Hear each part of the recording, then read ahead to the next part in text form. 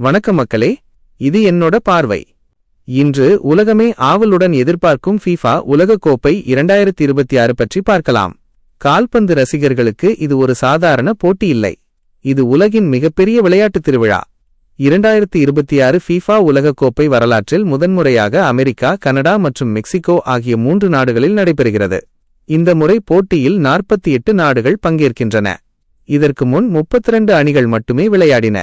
இப்போது அதிக அணிகள் என்பதால் அதிக போட்டிகள், அதிக சுவாரஸ்யம், அதிக ஆச்சரியங்கள் ரசிகர்களுக்காக காத்திருக்கின்றன.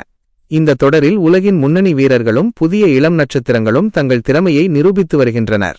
ஒவ்வொரு போட்டியும் ரசிகர்களை இருக்கையின் நுனியில் அமர வைக்கும் அளவுக்கு பரபரப்பாக அமைந்துள்ளது.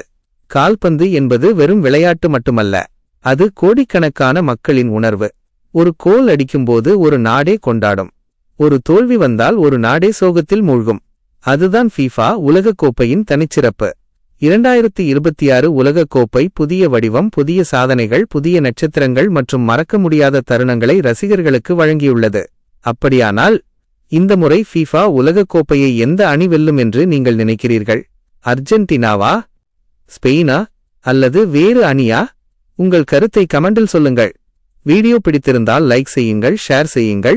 மேலும் இதுபோன்ற உலக நிகழ்வுகளை தமிழில் தெரிந்து கொள்ள என்னோட பார்வை சேனலை ஃபாலோ மற்றும் சப்ஸ்கிரைப் செய்ய மறக்காதீர்கள்.